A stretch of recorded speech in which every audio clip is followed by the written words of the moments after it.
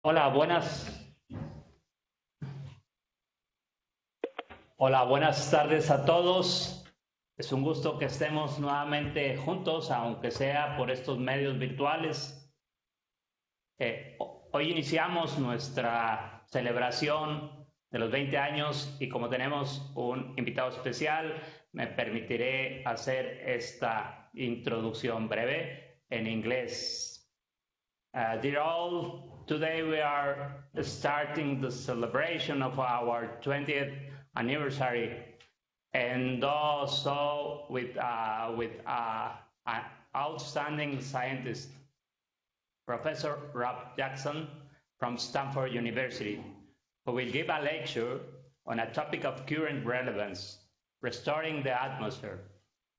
Professor Jackson, welcome to IPICYT. We appreciate your kindness in giving this lecture, and I ask Dr. Elizabeth Hoover-Sanwald to introduce Professor Jackson. Please, Elizabeth. Thank you very much. Welcome. I very much hope you, your families and friends are all in good health. And our very best and fondest wishes to those who are suffering from COVID-19. It is an enormous honor and privilege for me to welcome you, Dr. Rob Jackson, joining us today from Palo Alto in California. To welcome you, Dr. Luis Salazar, Director of IPICYT, Dr. Marcial Bonilla, Academic Secretary of IPICYT, Dr. Ruben Lopez Revilla, Head of the Division of Molecular Biology, Dr. Armando Encinas, Head of the Division of Advanced Materials, Dr. Daniel Melchor, Head of the Division of Control and System Dynamics, and Dr. Jose Alfredo Ramos, Head of the Division of Applied Geosciences. Welcome to all researchers, technicians, postdocs, and students from the 5 divisions of IPICYT, from the Consortium of Investigation and Innovation of Dryland Development, CITSA, the national laboratories, all administrative staff and support groups of IPICYT. A special welcome to all our colleagues and friends here and far joining us via BlueJeans or Facebook. Despite the incomprehensible COVID-19, we are meeting today because we want to celebrate. We IPICYT have completed 20 years. Thank you all for joining us for the very first plenary talk for these celebrations to be presented by Dr. Rob Jackson. Let me briefly introduce our very special guest. Dr. Rob Jackson has a bachelor degree in chemical engineering, 2 master degrees in ecology and statistics, and a PhD in ecology from Utah State University. He is currently professor at Stanford University School of Earth, Energy, and Environmental Sciences, and senior fellow at the Woods Institute for the Environment and the Precure Institute for Energy. Prior to that, Rob was director of the Duke University Center on Global Change and the National Institute for Climate Change Research. He was Nicholas Chair of Global Environmental Change and Chair of the Department of Earth System Science. Since 2014, Rob has been chairing the Global Carbon Project, where they generate and integrate knowledge of greenhouse gases related to human activities and the Earth system. They update every year global budgets of the 3 most important greenhouse gases, carbon dioxide, methane, and nitrous oxide. They closely monitor in real-time fluctuations in urban, regional, cumulative, and negative emissions. Thanks to those efforts, we count with very recent information on how COVID-19 has impacted the energy use, the greenhouse gas emissions temporally. Rob has over 275 refereed publications. He counts with 85,000 citations. Since 2014, Rob has been listed in EC's highly cited as one of the most influential researchers internationally. Rob is a Guggenheim Fellow and was a sabbatical visitor in the Center for Advanced Study in the Behavioral Sciences. He is also fellow in the American Association for the Advancement of Science, the American Geophysical Union, and in the Ecological Society of America. He received the Presidential Early Career Award in Science and Engineering from the National Science Foundation, awarded at the White House. Rob is leading a large lab on science and policy directed towards climate, energy, and land use. His research team examines the many ways people affect the Earth. They generate basic knowledge and use it to help shape policies and reduce the environmental footprint of global warming, energy extraction, and other issues. They are currently examining the effects of climate change and droughts on forest mortality and grassland ecosystems. They are also working to measure and reduce greenhouse gas emissions through the Global Carbon Project. Rob is currently establishing a global network of methane towers at more than 80 sites worldwide to measure and reduce methane emissions from oil and gas wells, city streets, and homes and buildings. Rob's lab has attracted close to 100 graduate students and postdocs from all over the world.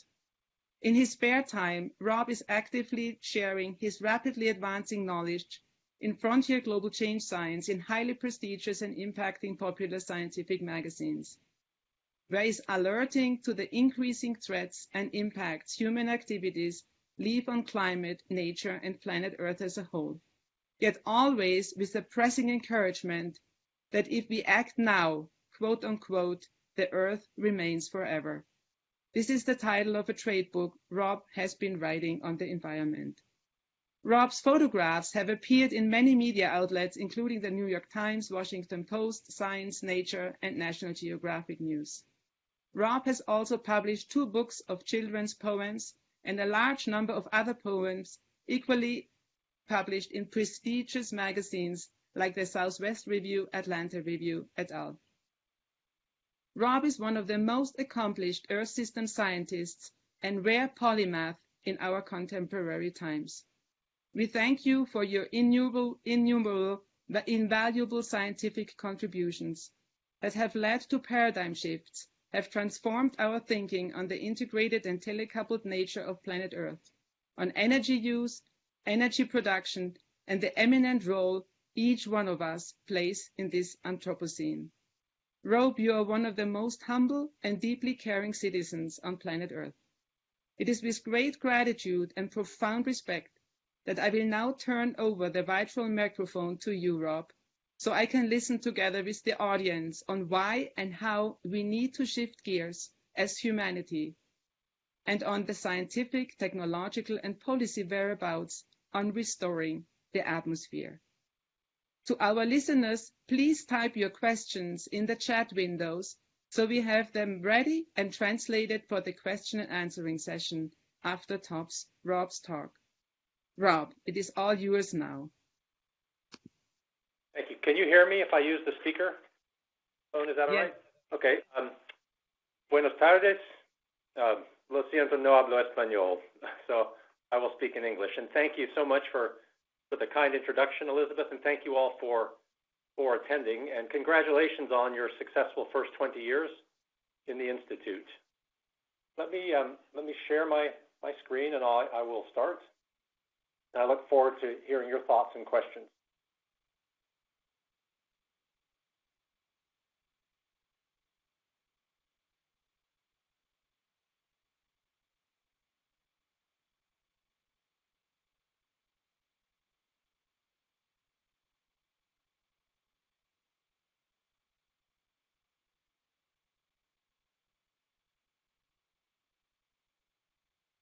Okay, you can see the screen.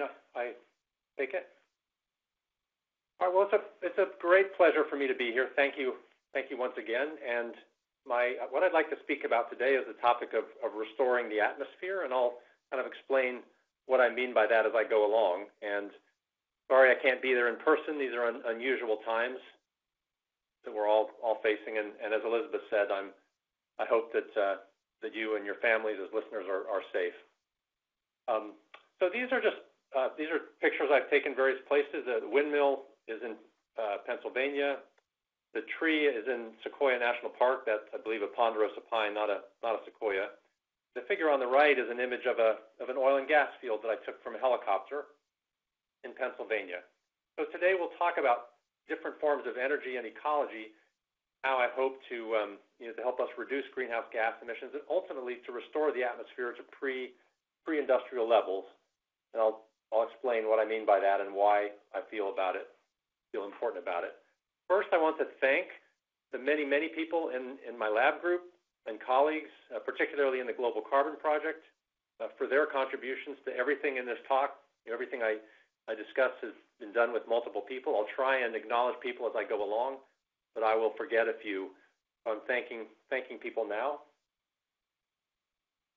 First, this isn't to talk about climate change per se, but I just want to acknowledge sort of where we are.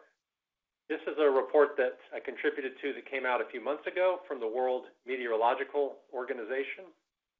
So as you all know, average global temperatures have already risen 1.1 degrees C, so we're well on our way to 1.5 degrees already. The last 5-year period, 2016 to 2020, was the warmest of any 5-year period on record. And global hunger and food insecurity are rising after years of declines attributable in part to climate change. Let me begin by just talking about restoration a little bit. So what is that ecological restoration? It's the process of helping an ecosystem recover that has been degraded, damaged, or destroyed. And I think it's important to point out sometimes in restoration, we're not trying to put it back exactly the way it was. We're simply trying to restore some aspect of functioning, whether that be water supply or primary productivity or something else. But when I use this, when I'm using this term in this talk, I would like to envision restoring the atmosphere to concentrations and levels where they used to be before before pollution, if you will.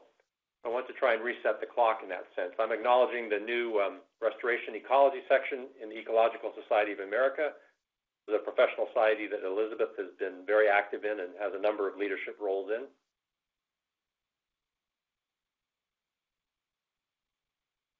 Now, as ecologists, especially in the United States, we love to credit people like Aldo Leopold for sort of founding aspects of ecosystem restoration.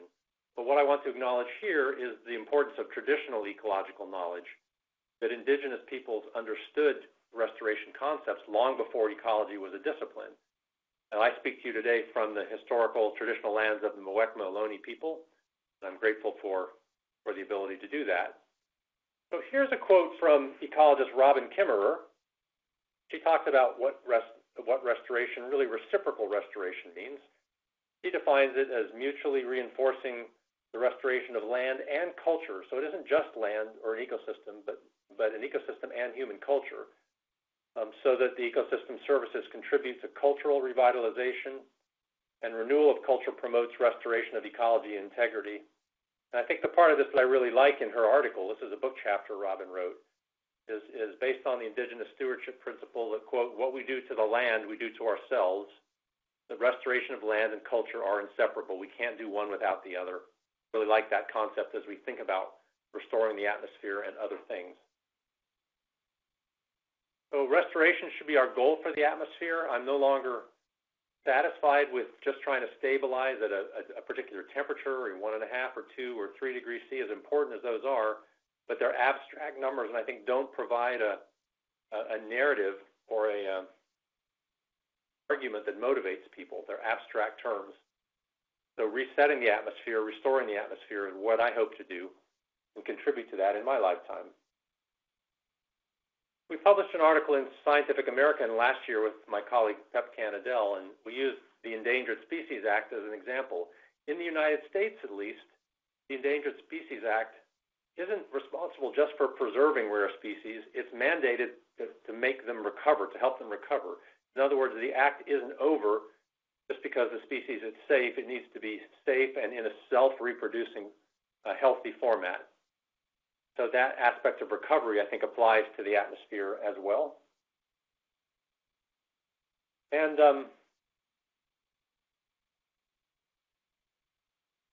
I like to think of this as part of a journey or as a migration where we have been using the atmosphere to hold our pollution for decades now, centuries, and as a migration, we are just at the point where we're turning back for home.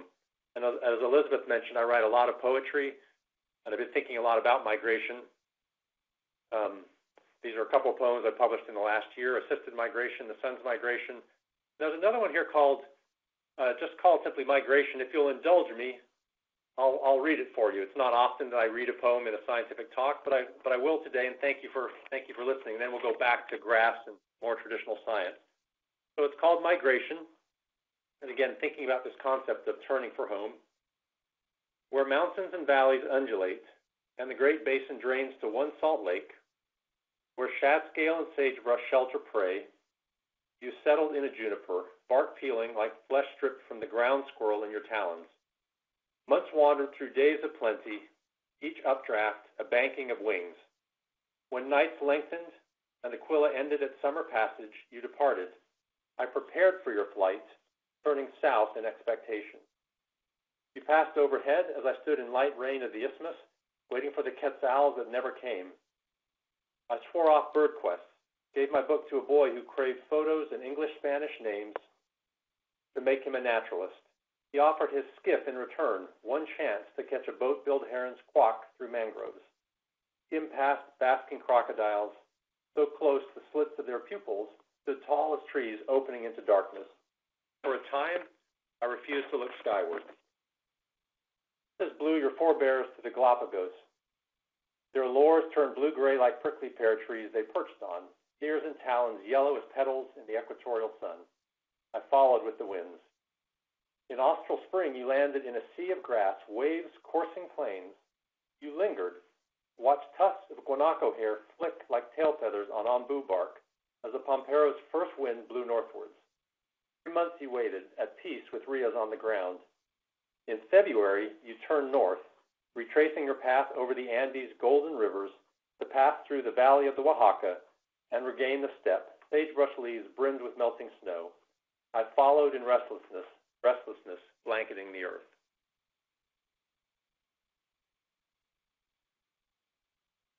Well, thank you for listening. Here's our outline for today. I'll try and leave plenty of time for questions.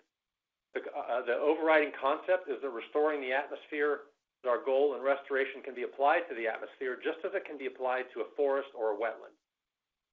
The challenge is that a failure to curb global greenhouse emissions have already brought us close to 1.5 degrees C.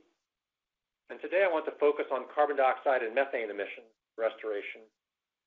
The opportunity, ecology, and natural solutions can play an important role in curbing greenhouse gas emissions, but we will also need new technologies to accomplish restoration, and I'll discuss some of those.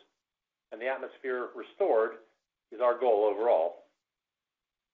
So here's an example of what I mean for restoration in the concept of methane. Here are historical concentrations of methane down around 700 parts per billion. Today we're about almost 2,000 parts per million, or 2 parts per million, and we want to bring that down back to this level, and that's what I mean by restoration. Bring it back down to where it was historically, into the 700 parts per billion range. I'll explain how I hope to do that. Elizabeth mentioned that the Global Carbon Project, the thing that I do that I enjoy the most outside of teaching and being at Stanford is being a part of this organization. So we have annual budgets for carbon dioxide. We release data for methane, and we just released our first nitrous oxide budget. We evaluate or examine natural sources from oceans and land and forests and agriculture, as well as human sources from energy and agricultural systems as well. We also evaluate cumulative emissions, the total amount of greenhouse gases that can be emitted to the atmosphere to stay below a given temperature threshold, as well as negative emissions, approaches to remove greenhouse gases from the atmosphere after they've been released, which is always more expensive and harder to do than keeping them from getting to the atmosphere to start with. So I'll use some Global Carbon Project data throughout this talk. And I'll start with this figure of CO2 emissions. This is work led by my colleague Corinne Le Carré in England. This is a figure of carbon dioxide by year from fossil fuel emissions for the last 60 years. So you see how steadily CO2 emissions have risen. So here's where we are today, about 37 billion tons of carbon dioxide pollution every year. And in spite of all of the good efforts and the work that people have put in, emissions are today 60% higher than they were in 1990, the first year of the IPCC. So even in spite of all the knowledge, the efforts, carbon dioxide continues to rise. And I'll talk about why that is in a minute, and I hope what we can do about that. Here's a graphic, if you will. This is an infographic we put together last year with Alistair Scruton and Jirka Lokrantz. This shows you the cumulative carbon budget and how quickly emissions have been rising. And sorry, I'm having a little trouble with okay, so this is the carbon budget for 1.5 degrees going back to the 1870s. You see contributions from different regions coming in. So here we were about 30 years ago, 40 years ago, and how quickly this bucket is. We have only about 9% of that carbon budget left, or about one decade left at current level of emissions.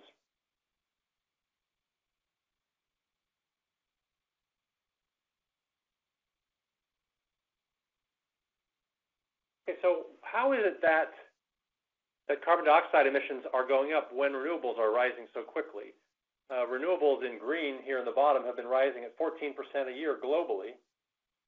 And yet, in spite of that, natural gas use is still rising rapidly. You see here, it's going up 2.5% a year. Oil use is still going up 1.5% a year. And only for coal here in brown do we start to see the evidence of a peak and even a possible decline. And the reason that fossil fuel emissions continue to rise in spite of the growth of renewables is that global demand for energy continues to increase also. And most of the renewables, like wind and solar coming online, aren't replacing fossil fuels. They're adding to them. We're answering needs for more and more energy. So until those renewables result in fossil fuels being taken offline, as is happening for coal here in the United States and in Europe, then we won't really start to see carbon dioxide emissions drop. And that's evident in this figure.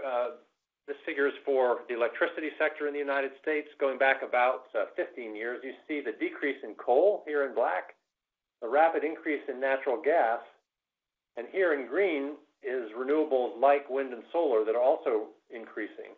But most of the decrease in coal has been replaced by increased natural gas use. And Mexico also is investing very heavily in natural gas for your electricity sector. And in that case, natural gas is replacing, in many cases, oil in the electricity sector. Well, there are other reasons besides greenhouse gas pollution and climate change to support a switch to low-carbon fuels like renewables. Air pollution around the world still kills 3 to 6 million people every year. And here in the United States, 1 to 200,000 people a year die from air pollution, and with tens of thousands of deaths from coal and cars. In fact, pollution from coal plants and automobiles, those are our two biggest sources of air pollution in the United States. So anything we can do to clean up our energy will also not just provide jobs and solutions for climate change, it will also save lives. We saw that in COVID, when transportation dropped, you saw air pollution drop dramatically. In this case, in Europe, these are data or figures from the European Space Agency, and you see in 2019 how much more air pollution there was compared to 2020, the same week of the year. So air pollution dropped by 30 or 50%, primarily as we drove less, used less transportation and fossil fuels.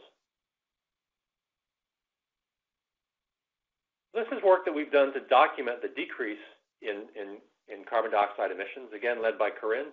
So this is the same graph for carbon dioxide emissions, and here's what's happened during COVID. Early on, you saw as much as a 17% or 1/6 decrease in global carbon dioxide emissions, but since April, those emissions have been ticking back upwards. So we expect for this year that global emissions of carbon dioxide will be down 4 to 7%, which may not sound like a lot, but it is a lot. It will be down more than any year since World War II and perhaps ever. The problem, of course, is that we don't want fossil fuel emissions to decrease because hundreds of millions of people are out of work.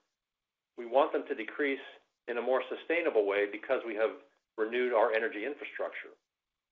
So in the Global Carbon Project, one thing we're tracking closely now is what COVID-19 and lockdowns is doing to fossil fuel pollution.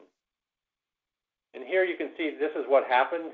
These are changes in activity. So here is aviation. You see that aviation since COVID dropped 80 to 90% in places, and still today globally the number of flights each day is down almost by half. So the aviation sector hasn't recovered yet. will take years to recover. Surface transportation, like automobiles, also dropped a lot, but it's much closer to returning to normal in the United States and Mexico, and is almost back to normal in countries like China. Industry also dropped here. These are things like steel production and mining and such. And electricity use dropped less. So as a result of these changes and global confinements, we were able to map or make estimates of the decrease in carbon dioxide emissions based on confinement. And countries that were in the strictest confinement are in here, in this dark orange, and altogether, these are the amount or the fraction of global carbon dioxide emissions from countries and populations in different levels of confinement. So it was really confinement in particular, and flying and driving less led primarily to the decrease in emissions that we saw. Just to use one more graphic, if I may, here's a figure of where carbon dioxide emissions by country through time. Let me start this.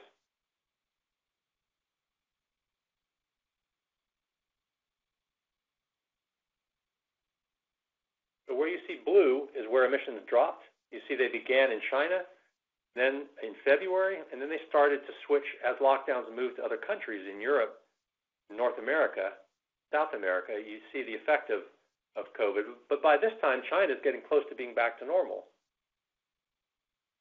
So these are May. So the main take-home message here is that the extreme drop in carbon dioxide emissions won't solve the climate problem, that we need systemic change to our energy infrastructure. We need action now through stimulus funding. We get a lot of questions about whether the decrease in emissions will be observable in the atmosphere, in the air. Right now, it's not yet. Earlier this year, there was an article from the Washington Post documented record emissions of, not record emissions, but record concentrations of carbon dioxide in the atmosphere. So they're still oscillating annually.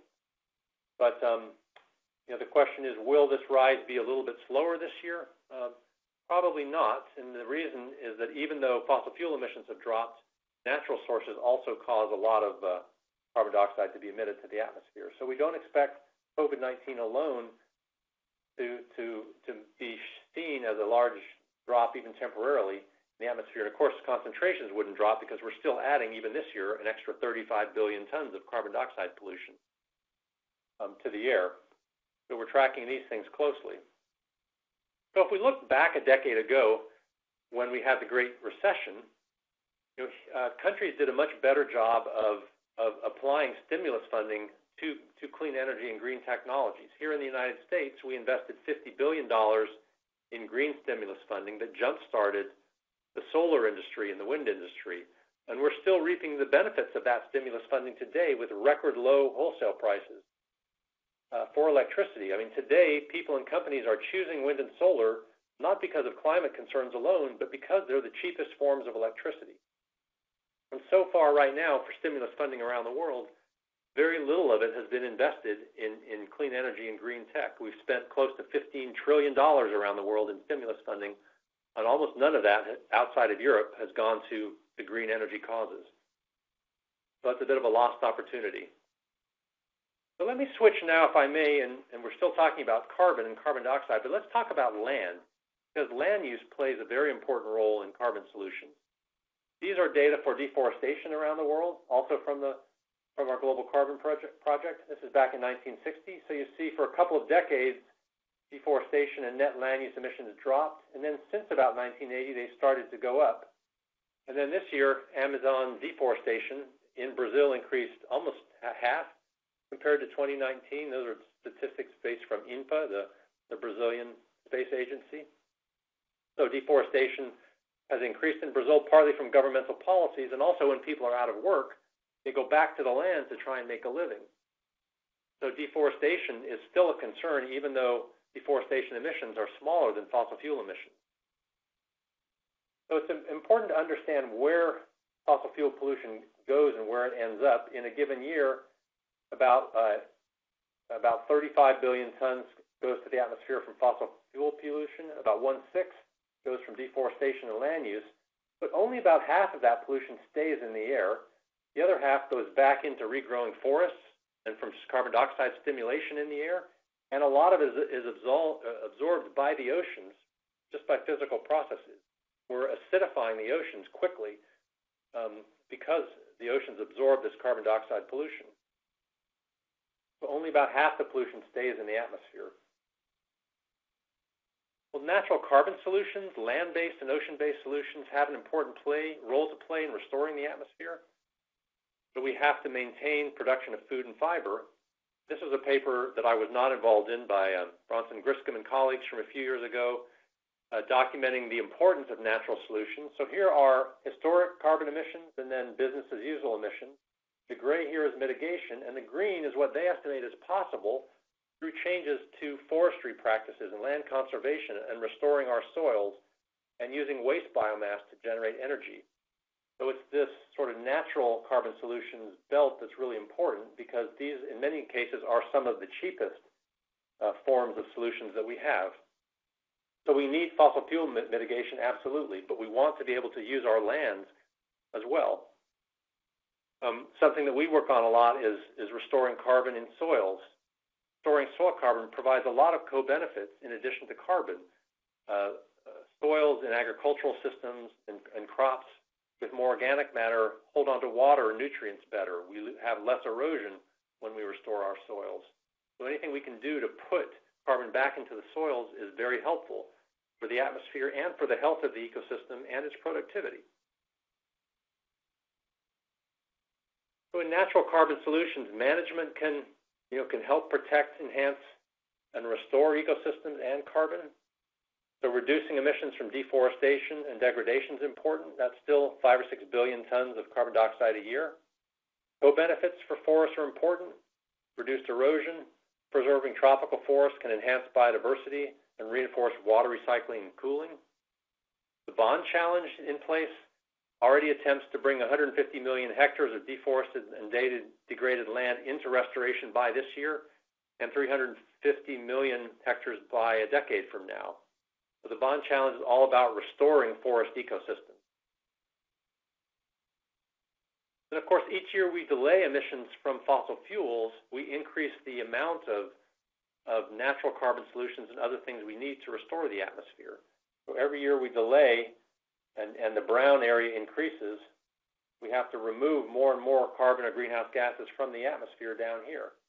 So it's really important that we don't delay mitigation of fossil fuels or using natural carbon solutions. And this green is negative emissions I'll talk about now. These are technologies to remove greenhouse gases once they've been emitted to the atmosphere. They're always more expensive and more difficult than mitigation. But it's sort of where we are. If we want to hold temperatures below 1.5 or 2 degrees C, we need to remove greenhouse gases from the atmosphere. I just want to talk about a few examples of projects people are doing that you may or may not know about.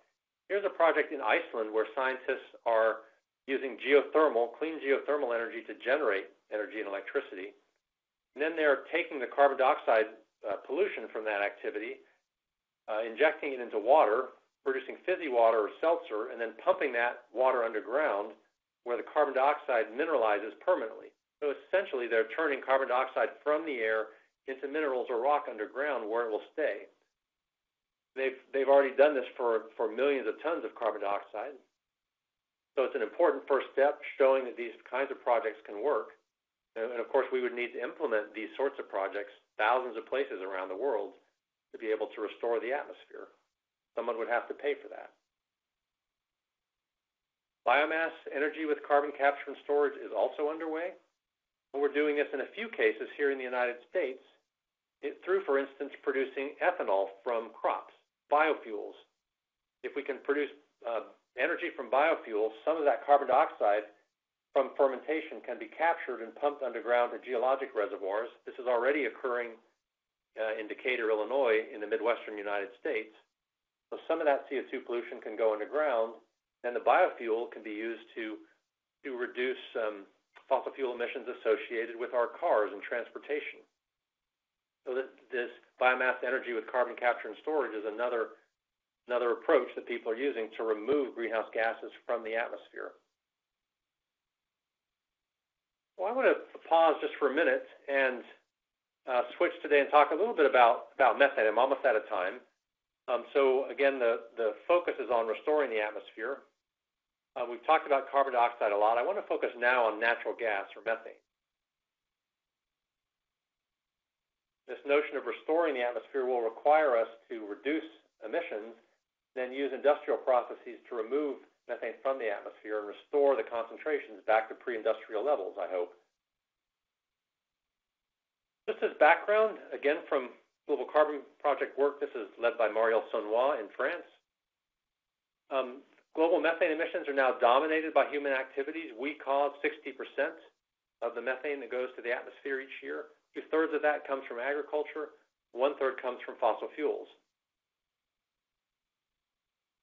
So what are things we can do to reduce methane emissions?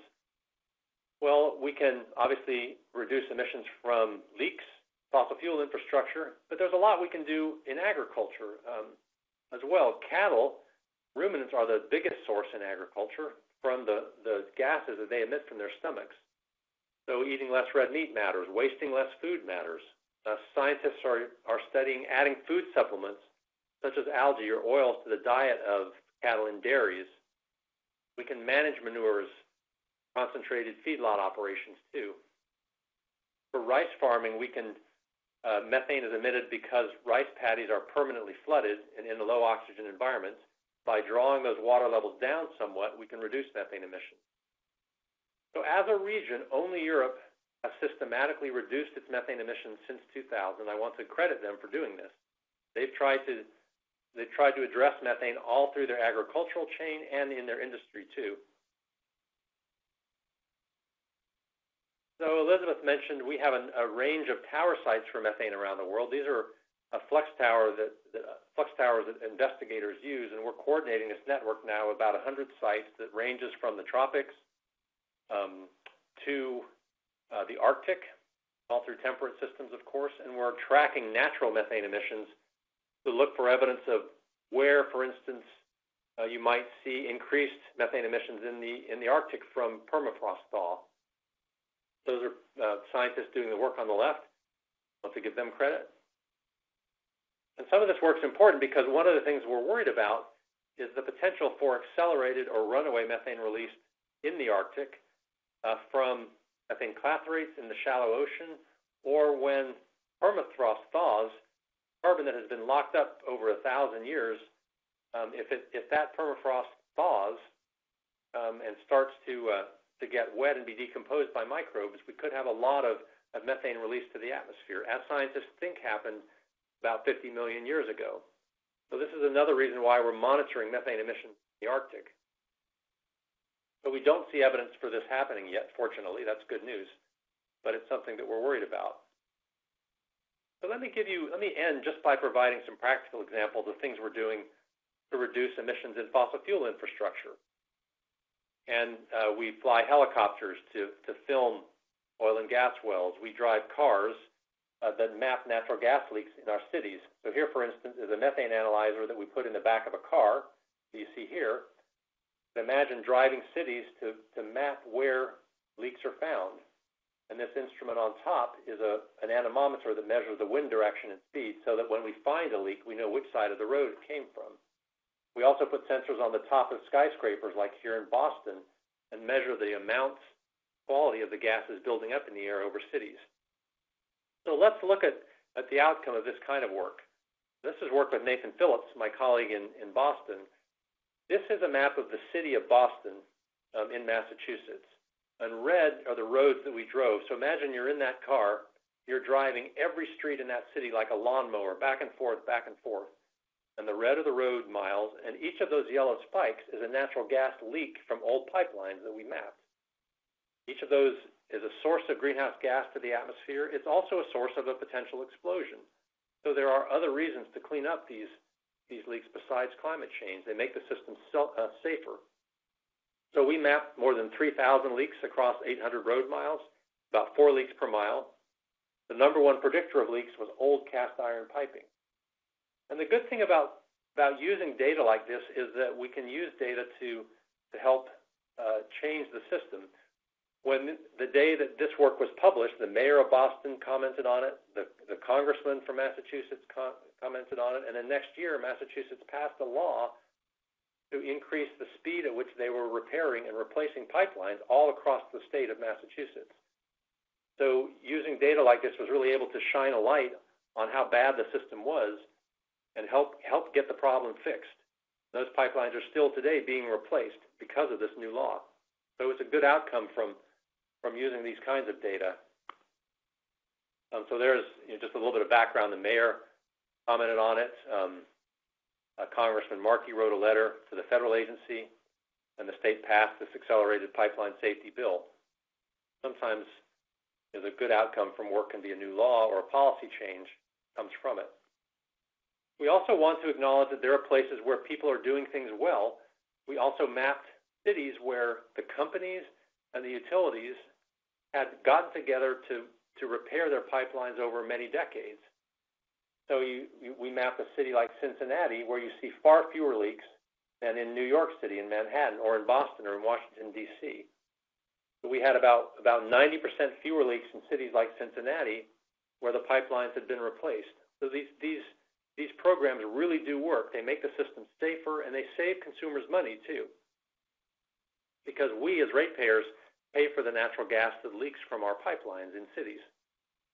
I want to acknowledge Morgan Gallagher, a postdoc who contributed to this work. Well, in our group, we also do inspections of oil and gas facilities, if you will. I call these, they're not really inspections because they're not formal, but I call them restaurant inspections because they're like a restaurant where if you were an inspector, you could show up unannounced and see if something was leaking. So here's an image.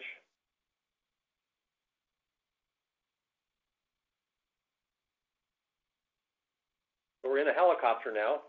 You're looking down on an oil and gas well, and you're flying in, and there's a plume of natural gas and hydrocarbons that's leaking out of that tank, and you see the house in the background. Now that plume in dark is invisible to the naked eye. If you drove by that site on the road to the right, you wouldn't be able to see it. So we use a special camera, infrared camera, to take these images. And we mapped, this is work with David Lyon and the Environmental Defense Fund, we mapped 8,000 of these well pads and facilities in this study and found hundreds of cases of leaks like this. Again, with the spirit of the work being to work with the companies to help get these leaks fixed and make them less likely.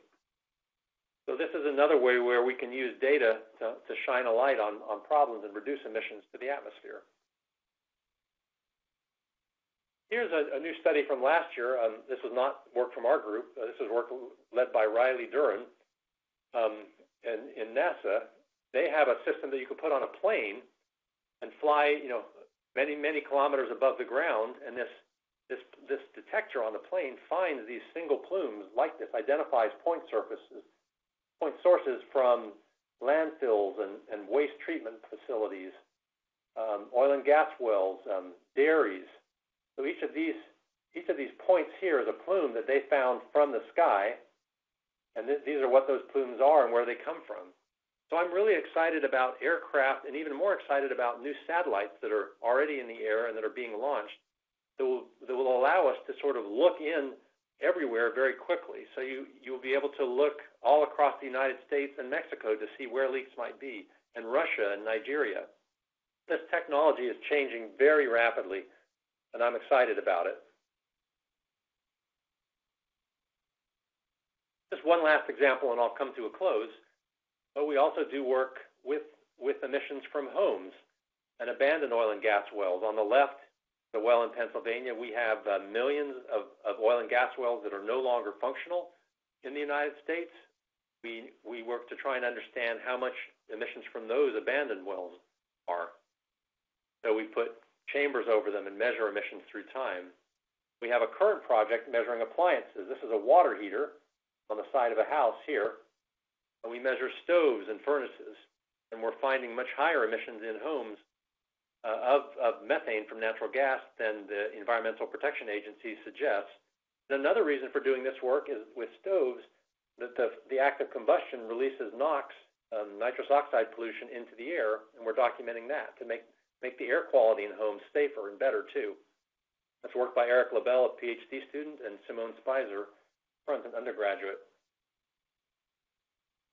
Well, these are all ways that can help us reduce emissions to the atmosphere. But if our goal is restoring the atmosphere, we're going to need to be able to pull those gases out of the atmosphere after they've been released. There's too much pollution in the air already. So here, I showed you this graph before. What we want to do is to keep methane from going to the air, and then we want to draw methane back down from the air. How would that work? Well, here's one way that we've proposed to do it using catalysts. If you know how a flare works at a refinery, you essentially can light the methane on fire, burn it, and turn it into carbon dioxide. But methane is a much more potent gas than carbon dioxide is. So to flare or burn methane, it has to be at very high concentrations, far higher than you have in the air. So I'm working with a group of people to use catalysts that can try and concentrate methane, or sorbents that can concentrate methane, and then convert that methane in the atmosphere to carbon dioxide to reduce its greenhouse gas potency. So this is sort of a dream of mine. We're not close to being able to do this, but we are working on it, and we have a company that we started to try and make this happen. And I would like nothing more than to see this come to fruition and to be able to do this. I think it's especially important because it's hard for me to imagine ever getting to zero emissions in food production, maybe in energy use too.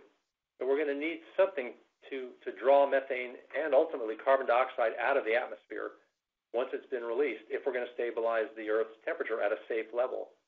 So that's what I mean by restoring the atmosphere, or atmospheric restoration.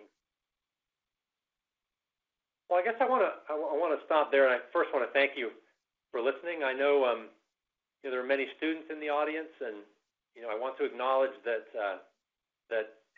climate change and greenhouse gas emissions, it can be depressing. I'm an optimist at heart. There are a lot of people out there working to reduce emissions, fighting for younger people, realizing that we have let you down. My generation has let you down, and that we're working to reduce emissions and to leave you a better world. And we're grateful for all the work that you're doing there in Mexico as well to combat climate change and to help improve the environment, and the efforts that your institute there has done over the last 20 years. So again, congratulations on your first successful 20 years.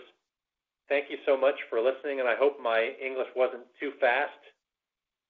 So thank you. I'll turn this back over to Elizabeth and to the moderators. Thank you very much, Rob, for this incredible talk. I really very much enjoyed it. I mean, I follow your work as closely as you can imagine. I'm a huge fan. I use all your material in my classes, though. All the students that have been going through IPICYT through our department know of your work and know of you. But now I would like to have some people express questions to Rob. We don't have any from Facebook, and we don't have any from here. Does anybody have a question and just wants to shout it out right now?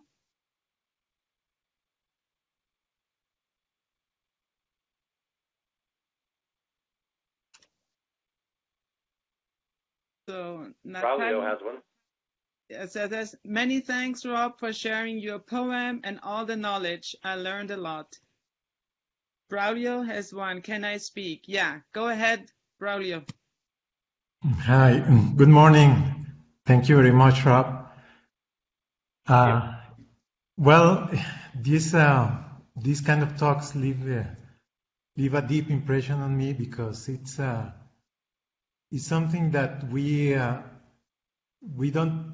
We have upon us, and we've been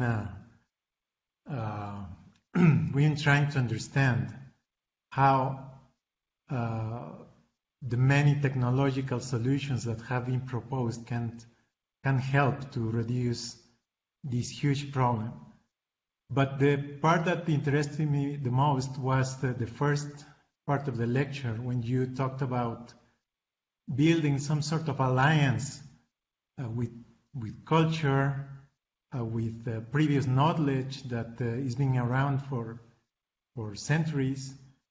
How do you incorporate that ancient knowledge, that alternative ways of thinking into the work that you do? Thank you for your question. Well, I have to admit, I have changed. Even when people get older, there's still an opportunity to keep learning new things and change the way we do research and think. I think one of the big changes in the last few years has been how important within the scientific community, how important issues of environmental justice and culture are, and the recognition that we can't fix these kinds of problems without acknowledging that poorer people and often people of color bear the burdens of these problems more than people like myself in richer countries that honestly cause these problems. So I think one thing that we're trying to do, like in our lab, in my group, we have a weekly environmental justice chat where we do readings from environmental justice advocates and readings from traditional knowledge from ecologists. And so our whole group of graduate students and postdocs get together weekly and try and talk about these issues and talk about how to incorporate them into our research. So that's one way, but more importantly is we've got to talk to people and engage people in these communities and learn from them. Not just go to these places and say, here's what we're going to do, but invite them in to the process of designing our research. I think ultimately that's the way through engagement. And I'm trying to do a better job of that myself, still learning how to do that well.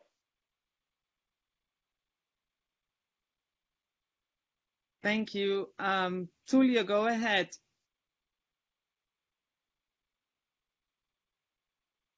Hello, Rob. Glad to see you again, although by in digital way. Also, congratulations for your talk. It's really interesting, and also it's very interesting your research work, always setting the agenda for ecologists and environmentalists. I have some doubts regarding this atmospheric restoration. Well, in terms of, you are talking about different green gases species, CO2 and methane, and also other processes like land use change. So all of this, for instance, to withdraw CO2 from and methane will take different times. There will be also the remaining effect of land use change and all the industrial activity that is going to switch little by little. It will take decades to switch. So what do you think is the right strategy to, at the end, to reach this restoration of the atmosphere? Because we will have different rates to adjust all these balances in that are contributing to the deterioration of the chemistry in the atmosphere. I hope my English was still fine. Your English is better than my Spanish. Thank you. And nice to hear from you, Tulio. Your question's a really important one, and it's something I struggle with. And you're right. So first of all, some of these issues are proposing technological solutions, and some people argue correctly that it's technology that got us into these problems. So why should we believe that technology can help us get out of them? And you're right that to restore the atmosphere for carbon dioxide would take many, many decades, and we have more than a trillion tons of carbon dioxide pollution that we've released. And that's one reason why I'm focusing right now more on methane, is because there are only 3 billion tons of additional methane in the atmosphere right now. And of course, methane has a shorter lifetime of only about a decade compared to more than a century. So we can remove a couple billion tons pulled out of the atmosphere would make very little difference for carbon dioxide, but would restore the atmosphere for methane. And of course, we'd have to continue doing that if emissions from agriculture and fossil fuel use also continue. We'd have to do it repeatedly. So I'm focusing on methane, and I guess the the other aspect to your question was, whether how much of these technologies should we do. I think my answer to that is the number one most important thing for us is to keep greenhouse gas emissions from happening, to keep the gases out of the atmosphere. We only want to draw gases out because we have no other option. It's more expensive. Thermodynamically, it's more difficult. So the number one priority has to be reducing greenhouse gas emissions now. We're running out of time. And then on top of that, I think there is a place for carbon dioxide removal, as a number of companies are starting, and I hope methane removal too. It's a backstop. It's not a first choice set of technologies. It's something that I think will be necessary. So I hope that answers your question. Yeah, thanks, Rob. There's another question from Esmeralda. Could you give us some comments on how to generate carbon and methane sinks with management practices and by changing production systems? Sure, great question. So some examples, I guess I tend to start with forests and croplands, just because those are systems that we manage, it's sort of a multi-million hectare scale globally. So for forestry, there are things like changing harvest frequencies, planting densities, even in some cases, some counterintuitive solutions like managed fires and such. So forest management is one way to do it, and I think for agriculture, a lot of the effort goes to soil restoration. No-till agriculture is probably the most compensated way, the approach that pays farmers the most now. There are other possibilities too. Some people are trying to grow crops with greater biomass in roots that leaves more biomass underground. That increases soil carbon. So stopping plowing and using perennials more and increasing below ground carbon is another way to store carbon. Of course, we've lost billions of tons of soil organic matter to the atmosphere already because of plowing and agriculture. And part of this effort is just to try and get that carbon back into our soils with all the co-benefits that would go along with it. Thank you. There's another question from Natalia. Natalia, please go ahead. Thank you, Rob, for your talk. I learned a lot. And I think like what you do, reconciling art and science with your poetry is very important, and it's a way to unite traditional knowledge and culture with ecology as well. And my question is in terms of what you show with the COVID projections that are like very noticeable. Is there someone can you do that with policy making or politic decision making that will show like that's data that could show data on the emissions, or is there like a scale problem with that? I mean, I don't know if I'm making my question understandable, but you show how like data can inform policy making, but is there someone doing the opposite, like tracking them through time, policies that have affected directly carbon or methane emissions in a long scale? Great question. I think I understand it. We do talk to policymakers a lot. With people are very interested in the emissions data, and especially for carbon dioxide. It's partly because policymakers, governments are interested in industrial activity, and this is an insight into that. I think I kind of referred to this only briefly in the talk, but one of the most important things we could do, and that so far we've done a poor job on this crisis, is in how we've spent stimulus funding around the world. So that the richest countries have spent like $15 trillion or more stimulus funding, and unlike last time when a lot of stimulus funding went to green energy and clean tech, most of that $15 trillion this time hasn't, except in Europe. So I think the most important thing policymakers can do is to invest stimulus funding in things that will provide lasting benefits for us through clean energy, that will clean up our air, improve human health. And I hope that's what you meant for your question. If I didn't answer your question, please Please try me again.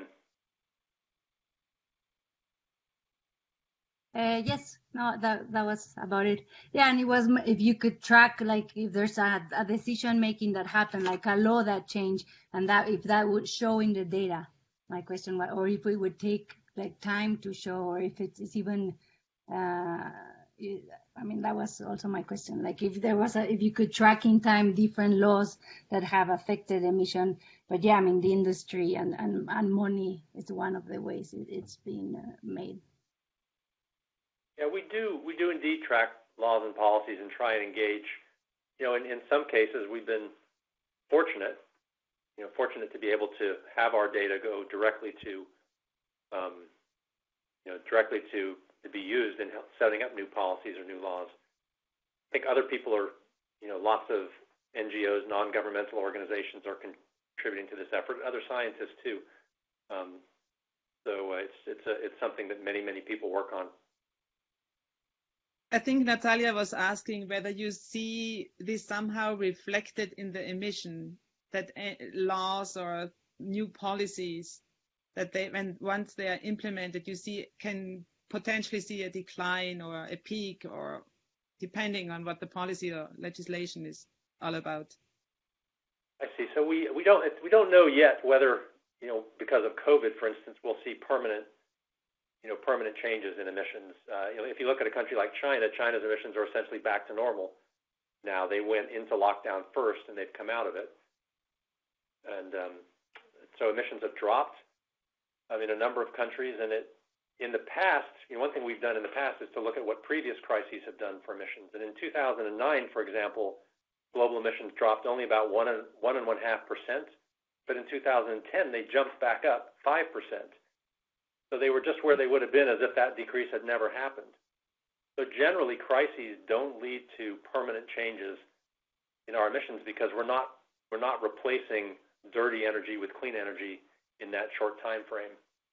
But this, in this crisis, though, there is some evidence that, like here in the United States, renewable electricity has continued to grow this year while we've taken dirtier coal plants offline. So I'm optimistic about the electricity sector in particular. That solar is now the cheapest form of electricity, at least in the United States, of all the choices: natural gas, coal, nuclear, wind. So these changes are happening, but I don't think COVID alone is going to be enough to make those changes permanent without specific policies too. Thank you. Jose Luis Moran has a question. Yes, thank you very much, Elizabeth. Well, there was a very interesting talk. I learned also a lot. And I have a very specific question in relation with the new election. Do you think that with Biden, the United States will go back to the Paris consortia and participate more effectively?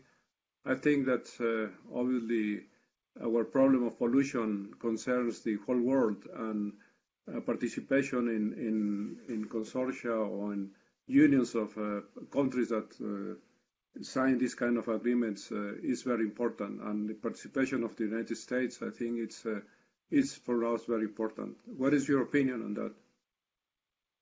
Yeah, the Biden administration will rejoin the Paris Accord. They've said that, and I'm very happy that will be the case. It's been a difficult 4 years as an environmental scientist. It's been a difficult 4 years for me and for people in our field, just because so many of the policies have been counter to removing safeguards from pollution in oil and gas fields, for example, or rolling back standards on vehicle efficiency, making our cars more fuel efficient. That not only saves oil use, but saves lives and improves our health. So the Biden administration will rejoin the Paris Accord. I'm grateful for that. Our pollution in the United States is obviously bigger than your pollution in Mexico. My pollution individually is almost certainly larger than yours individually. So we have to lead. And I think it's important that other countries know that we're willing to do our part, or people will be angry with the United States for not participating in global efforts. It's not fair, and they'll reject American products. So I think there are there are other reasons for the United States to be back in the Paris Accord, but ultimately we will be. What I don't know yet is what will happen with the climate bill in the United States. It's very likely that the Congress will be divided, which will make it hard for President Biden to do anything that's too ambitious in terms of a carbon price. But for the Paris Accord, definitely he will have the United States rejoin, which is the right thing to do. Thank you very much. Thank you. There's another question on how do you visualize the effectiveness of the 2030 agenda?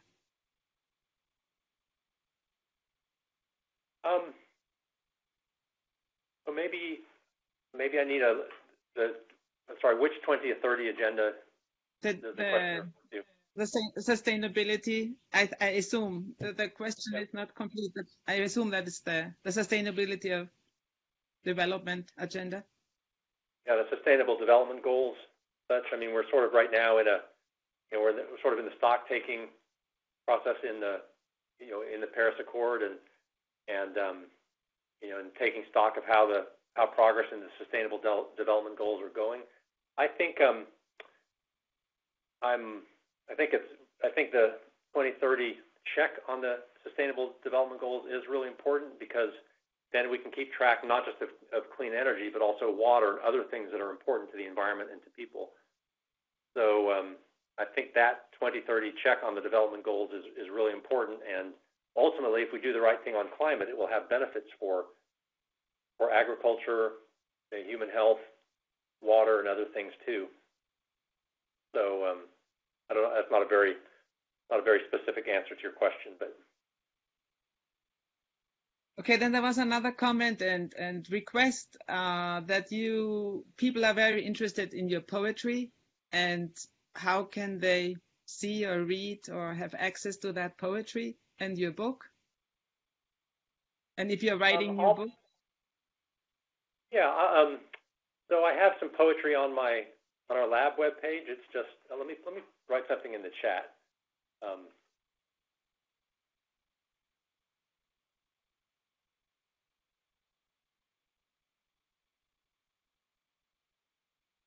There's a link to the lab webpage. It has a poetry link, which is not my children's books, but just individual poems and literary journals. And so maybe if you're interested, and thank you for asking, you could have a look at a few of them there. Poetry is something that I spend a lot of time on. It helps me kind of process things in my own life. It's kind of a way of remembering things and remembering people. It's just something that's very important to me. Did you learn to write poetry, or is this a gene you have? No gene. I guess just practice, and I'm working on another trade book now. I guess I take my routine tends to be I get up before my wife Sally does, who's a good friend of Elizabeth, and I get up early, and I tend to write poetry early in the morning before I jump into email and my work. I try and take sort of an hour in the morning and sort of center myself on something like that. Maybe it's a way of meditating a little bit. I work at it. I work pretty hard at it.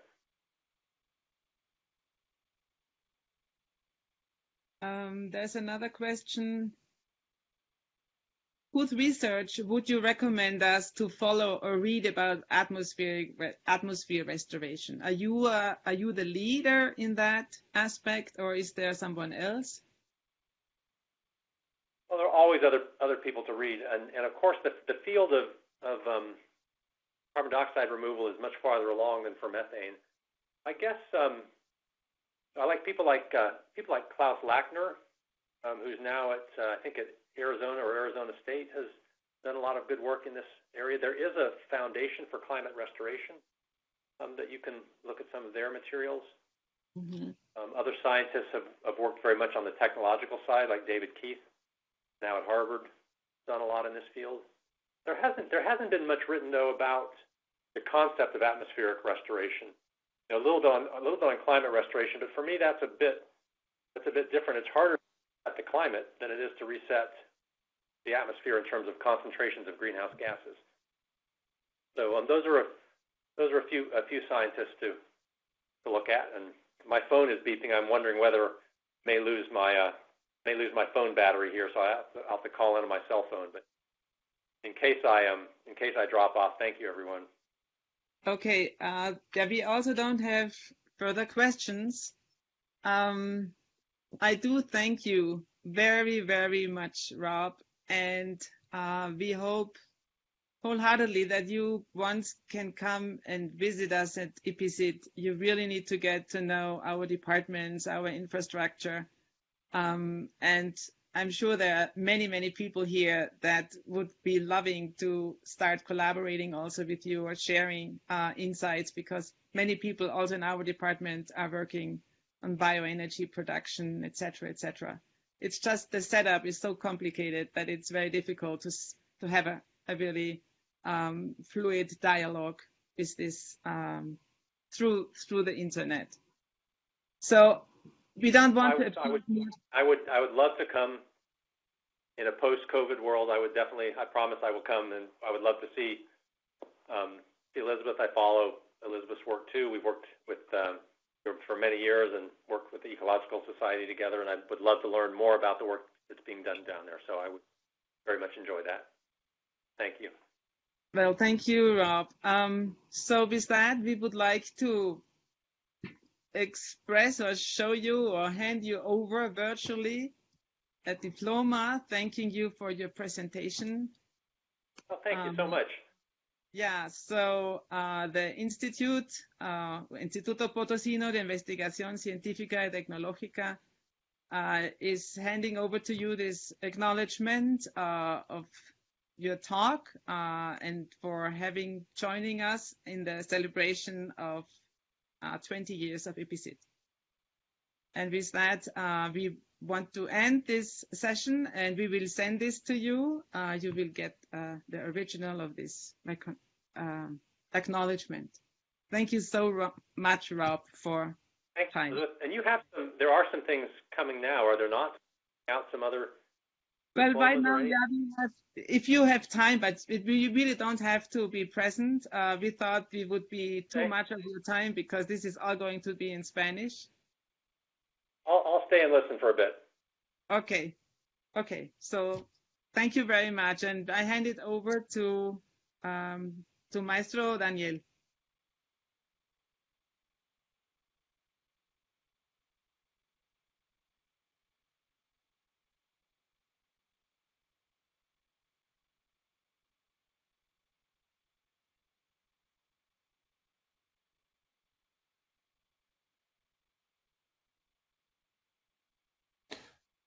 Cualquier empresa, organización o entidad que cuenta con resultados de éxito es, sin lugar a dudas, aquella que cuenta con un eficiente y comprometido equipo de colaboradores.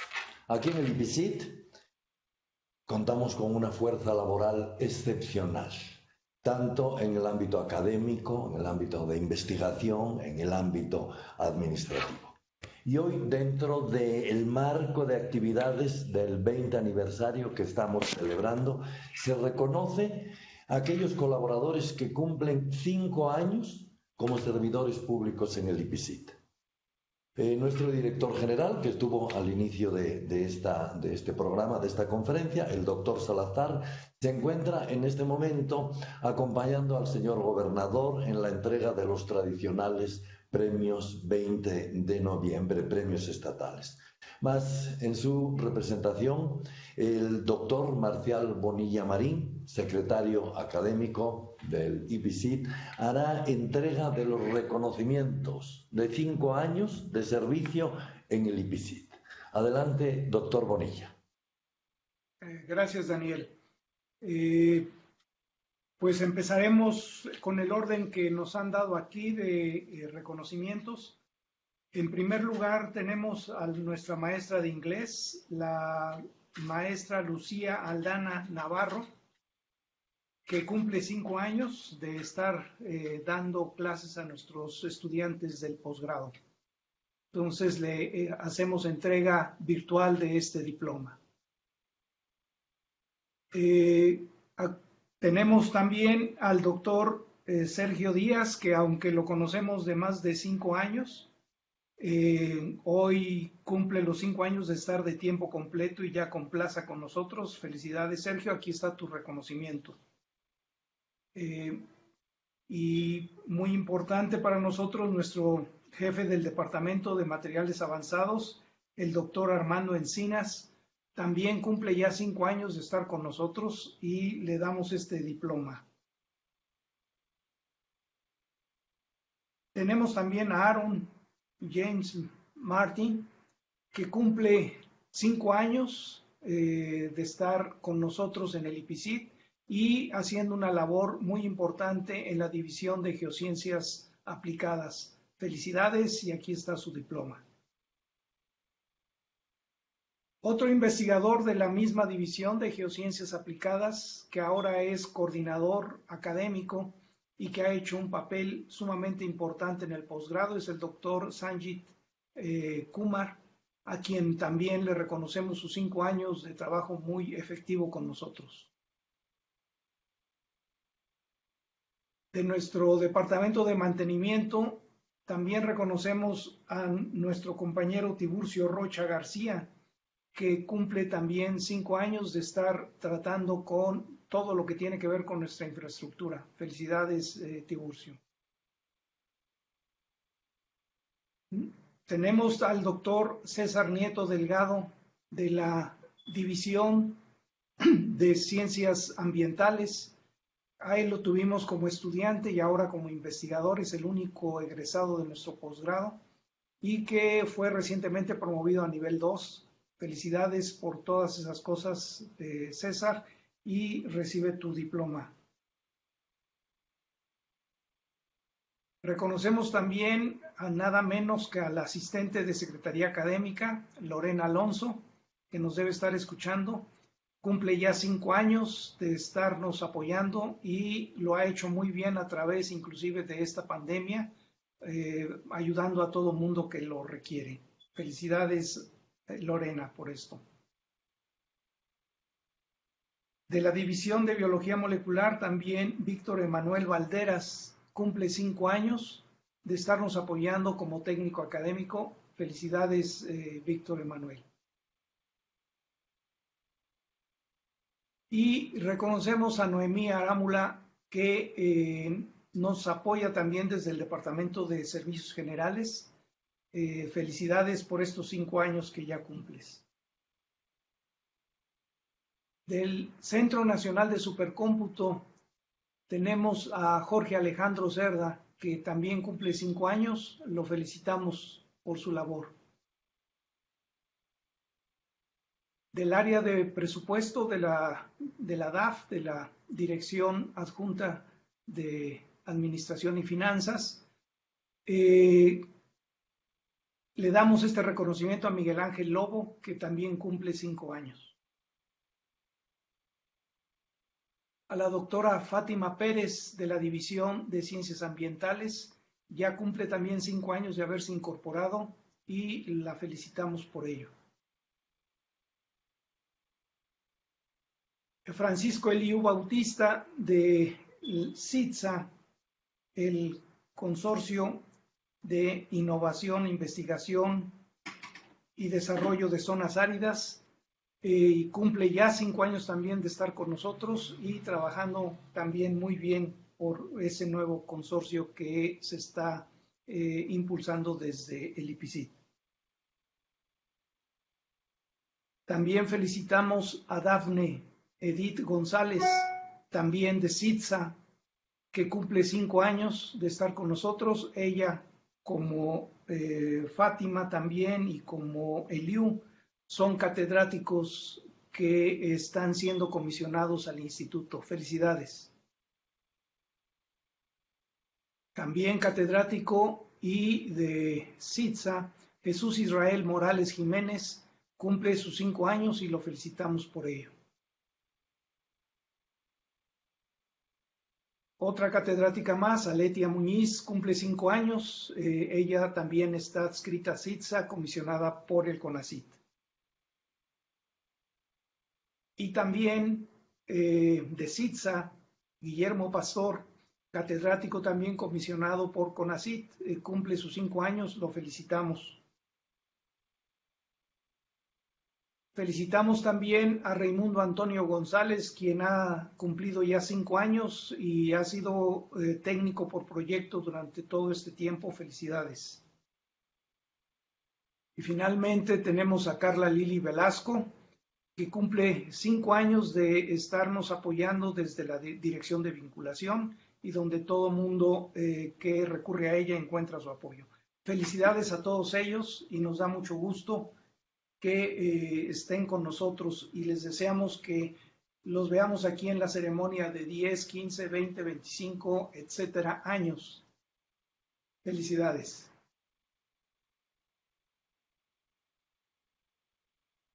Pues con esto damos por terminado nuestro evento con la primera conferencia magistral que ha marcado el inicio de la celebración del 20º aniversario y que ahora terminamos la conferencia y reconocimos a toda la gente que cumplió 5 años de estar laborando en el IPICYT. Muchas gracias a todos y nos veremos en la plática de lunes.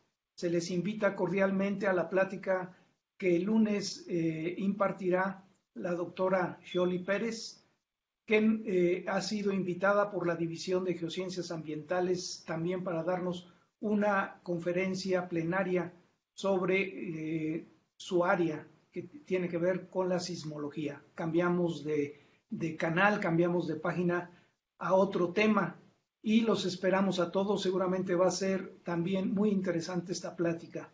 Les agradecemos a todos que hayan estado presentes en esta ceremonia y nos veremos entonces en la próxima conferencia plenaria de lunes. Muchas gracias.